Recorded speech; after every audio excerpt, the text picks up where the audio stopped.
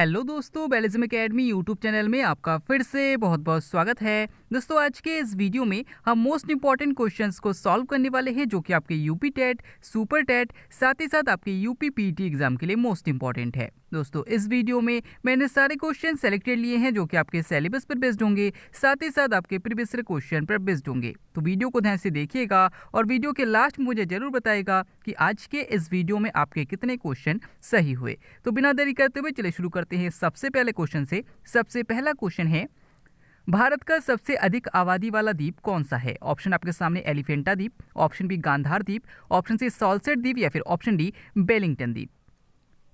इसका सही आंसर हो जाएगा ऑप्शन सी सॉल्सेट द्वीप। दोस्तों, याद रखिएगा कि भारत में सबसे अधिक आबादी जो है वो मुंबई में है और मुंबई सॉल्सेट द्वीप पर स्थित है। तो अगर आपसे पूछा जाता है कि मुंबई किस द्वीप पर स्थित है तो याद रखिएगा सॉल्सेट द्वीप पर स्थित है।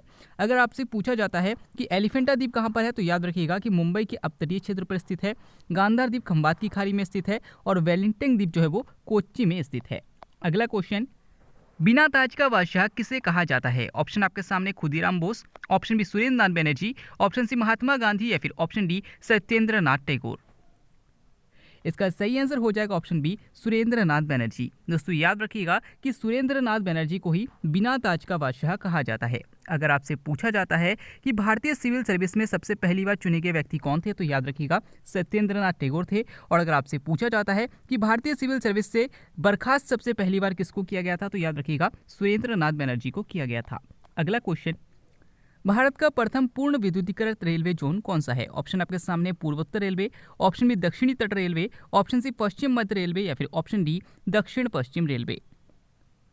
इसका सही आंसर हो जाएगा ऑप्शन सी पश्चिम मध्य रेलवे जोन। दोस्तों, याद रखिएगा कि भारत का पहला पूर्ण विद्युतीकृत रेलवे जोन जो है वो पश्चिम मध्य रेलवे जोन है। अगर आपसे पूछा जाता है कि वर्तमान में कुल कितने रेलवे जोन है तो याद रखिएगा 18 रेलवे जोन है। अगर आपसे पूछा जाता है कि अंतिम रेलवे जोन कौन सा है तो याद रखिएगा कि दक्षिणी तट रेलवे जोन है। अगला क्वेश्चन, जैव विविधता अधिनियम किस वर्ष पारित किया गया था? ऑप्शन आपके सामने 1952, ऑप्शन बी 2002, ऑप्शन सी 1988 या फिर ऑप्शन डी 2000। इसका सही आंसर हो जाएगा ऑप्शन बी 2002। दोस्तों, याद रखिएगा कि जैव विविधता अधिनियम जो है वो 2002 में आया था। अगर आपसे पूछा जाता है कि स्वतंत्र भारत की पहली वन नीति कौन सी आई थी तो याद रखिएगा 1952 में आई थी। अगर आपसे पूछा जाता है कि संशोधित वन नीति कब आई थी तो याद रखिएगा 1988 में आई थी। और अगर आपसे पूछा जाता है कि ध्वनि संरक्षण अधिनियम कब पारित किया गया था तो याद रखिएगा 2000 में पारित किया गया था। अगला क्वेश्चन, रक्त में ऑक्सीजन का परिवहन किस प्रोटीन द्वारा होता है? ऑप्शन आपके सामने keratin protein, option B myoglobin protein, option C haemoglobin protein या फिर ऑप्शन डी फाइब्रिनोजन प्रोटीन। इसका सही आंसर हो जाएगा ऑप्शन सी हीमोग्लोबिन प्रोटीन। दोस्तों, याद रखिएगा कि रुधिर में हीमोग्लोबिन प्रोटीन पाया जाता है। अगर आपसे पूछा जाता है कि हीमोग्लोबिन किस रुधिर कणिका में पाया जाता है तो याद रखिएगा आरबीसी में पाया जाता है और ये ऑक्सीजन परिवहन का कार्य करता है। अगला क्वेश्चन, किस समिति द्वारा संविधान में मूल कर्तव्यों को शामिल करने का सुझाव दिया गया था? ऑप्शन आपके सामने राघवन समिति, ऑप्शन बी बलवंत राय मेहता समिति, ऑप्शन सी नरसिन्हा समिति या फिर ऑप्शन डी सरदार स्वर्ण सिंह समिति। इसका सही आंसर हो जाएगा ऑप्शन डी सरदार स्वर्ण सिंह समिति। दोस्तों, याद रखिएगा कि सरदार स्वर्ण सिंह समिति के द्वारा भारतीय संविधान में मूल कर्तव्यों को जोड़ने का जो सुझाव है वो दिया गया था। अगर आपसे पूछा जाता है कि भारतीय संविधान में मूल कर्तव्यों को कब जोड़ा गया था तो याद रखिएगा 42वां संविधान संशोधन के तहत 1976 में जोड़ा गया था। अगला क्वेश्चन, कपूर को किस विधि द्वारा शुद्ध किया जाता है? ऑप्शन आपके सामने आसवन, ऑप्शन बी उदर्वपातन, ऑप्शन सी वाष्पीकरण या फिर ऑप्शन डी वर्णलेखन। इसका सही आंसर हो जाएगा ऑप्शन बी उदर्वपातन।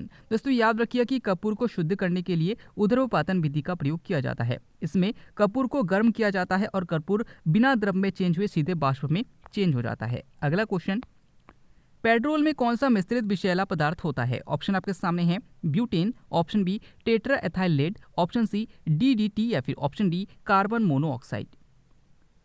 इसका सही आंसर हो जाएगा option B tetra ethyl lead. दोस्तों, याद रखिएगा कि पेट्रोल में टेट्रा एथाइल लेड होता है जो कि एक विषैला पदार्थ होता है। याद रखिएगा कि जो ये लेड होता है यानी कि जो शीशा होता है ये क्या करता है कि जो वाहन होते हैं, वाहन में जो मशीन होते हैं इनमें जो घरघराहट होते हैं इनको कम करने का कार्य करते हैं। अगला क्वेश्चन, उत्तराखंड की सबसे ऊंची चोटी कौन सी है? ऑप्शन आपके सामने Bandarpunch, option B Kanchenjunga, option C Nanda Devi या फिर ऑप्शन डी गौरी शंकर। इसका सही आंसर हो जाएगा ऑप्शन सी, नंदा देवी। दोस्तों याद रखिएगा कि उत्तराखंड की सबसे ऊंची चोटी जो है वो नंदा देवी चोटी है। अगला क्वेश्चन, किस विटामिन की कमी से रक्त का थक्का नहीं जमता? ऑप्शन आपके सामने, vitamin E, option B vitamin K, option C vitamin D या फिर ऑप्शन डी विटामिन ए। इसका सही आंसर हो जाएगा ऑप्शन बी, विटामिन के। दोस्तों याद रखिएगा कि विटामिन के की कमी से मानव शरीर में रक्त का थक्का नहीं जमता। अगर आपसे पूछा जाता है कि विटामिन के का रासायनिक नाम क्या है तो याद रखिएगा फिलोक्यूनॉन है। अगर आपसे पूछा जाता है कि विटामिन ए की कमी से कौन सा रोग हो जाता है तो याद रखिएगा रतौंधी रोग हो जाता है। विटामिन ई की कमी से स्किन संबंधी और जनन संबंधी बीमारियां हो जाती है, और विटामिन डी की कमी से जो रिकेट्स रोग है वो हो जाता है। अगला क्वेश्चन, हड्डियों में कौन सा प्रोटीन पाया जाता है? ऑप्शन आपके सामने, ossein protein, option B myosin protein, option C casein protein या फिर ऑप्शन डी हीमोग्लोबिन प्रोटीन। इसका सही आंसर हो जाएगा ऑप्शन ए, ओसिन प्रोटीन। दोस्तों याद रखिएगा कि मनुष्य के हड्डियों में ओसिन प्रोटीन पाया जाता है। अगर आपसे पूछा जाता है कि मांसपेशियों में कौन सा प्रोटीन पाया जाता है तो याद रखिएगा मायोसिन प्रोटीन पाया जाता है। अगर आपसे पूछा जाता है कि दूध में कौन सा प्रोटीन पाया जाता है तो याद रखिएगा केसिन प्रोटीन पाया जाता है। और अगर आपसे पूछा जाता है कि रक्त में कौन सा प्रोटीन पाया जाता है तो याद रखिएगा हीमोग्लोबिन प्रोटीन पाया जाता है। अगला क्वेश्चन, मानव शरीर में मांसपेशियों की संख्या कितनी है? ऑप्शन आपके सामने 206, ऑप्शन बी 308, ऑप्शन सी 639 या फिर ऑप्शन डी 540। इसका सही आंसर हो जाएगा ऑप्शन सी, 639। दोस्तों याद रखिएगा कि मानव शरीर में टोटल 639 मांसपेशियां होती है। अगर आपसे पूछा जाता है कि मानव शरीर की सबसे लंबी मांसपेशी कौन सी है तो याद रखिएगा सार्टोरियस है। और अगर आपसे पूछा जाता है कि मानव शरीर की सबसे बड़ी मांसपेशी कौन सी है तो याद रखिएगा मैक्सिमक्स है। अगला क्वेश्चन, भारत में चुनाव में मतदान की आयु 21 वर्ष से घटाकर 18 वर्ष किस वर्ष किया गया? ऑप्शन आपके सामने 1951, ऑप्शन बी 1976, ऑप्शन सी 1978 या फिर ऑप्शन डी 1989। इसका सही आंसर हो जाएगा ऑप्शन डी 1989। दोस्तों याद रखिएगा कि भारत में चुनाव के मतदान की आयु 21 वर्ष से घटाकर 18 वर्ष 1989 में 61वां संविधान संशोधन के तहत किया गया था। अगला क्वेश्चन, कोशिका का मस्तिष्क किसे कहा जाता है? ऑप्शन आपके सामने, राइबोसोम, ऑप्शन बी गोल्जी काय, ऑप्शन सी लाइसोसोम या फिर ऑप्शन डी माइटोकॉन्ड्रिया। इसका सही आंसर हो जाएगा ऑप्शन डी माइटोकॉन्ड्रिया। दोस्तों याद रखिएगा कि माइटोकॉन्ड्रिया को कोशिका का मस्तिष्क कहा जाता है या फिर कोशिका का पावर हाउस कहा जाता है। अगर आपसे पूछा जाता है कि कोशिका की आत्महत्या की थैली किसे कहा जाता है तो याद रखिएगा लाइसोसोम को कहा जाता है। अगर आपसे पूछा जाता है कि कोशिका का ट्रैफिक पुलिस किसे कहा जाता है तो याद रखिएगा गोल्जी गाय को कहा जाता है। और अगर आपसे पूछा जाता है कोशिका के प्रोटीन फैक्ट्री किसे कहा जाता है तो याद रखिएगा राइबोसोम को कहा जाता है। अगला क्वेश्चन, भारतीय विश्वविद्यालय आयोग का गठन कब किया गया था? ऑप्शन आपके सामने 1902, ऑप्शन बी 1904, ऑप्शन सी 1911 या फिर ऑप्शन डी 1884।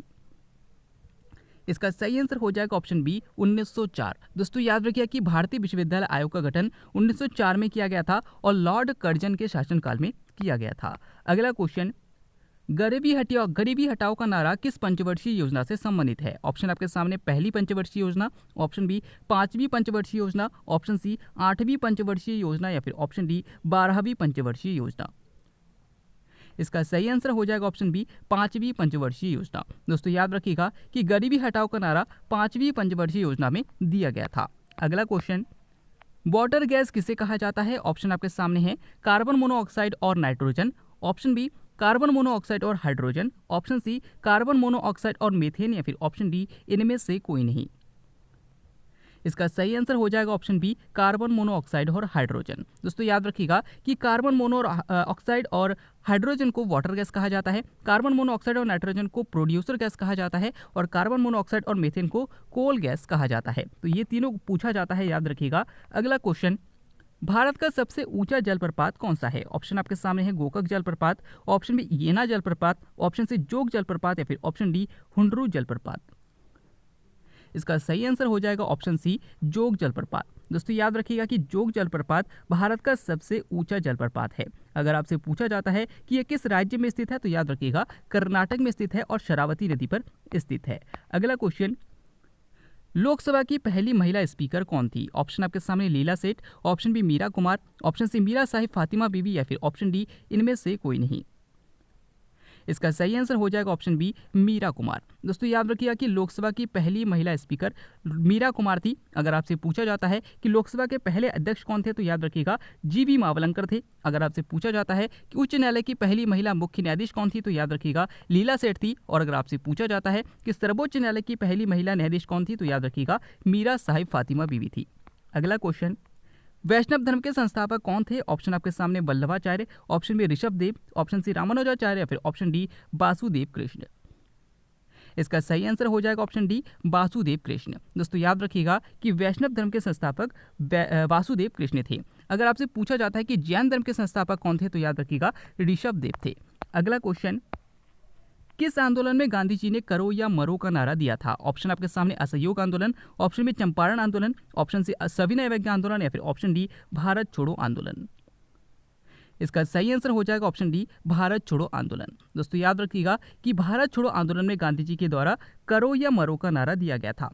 अगर आपसे पूछा जाता है कि असहयोग आंदोलन कब हुआ था तो याद रखिएगा 1920 में हुआ था, चंपारण आंदोलन 1917 में हुआ था और सविनय अवज्ञा आंदोलन 1930 में हुआ था।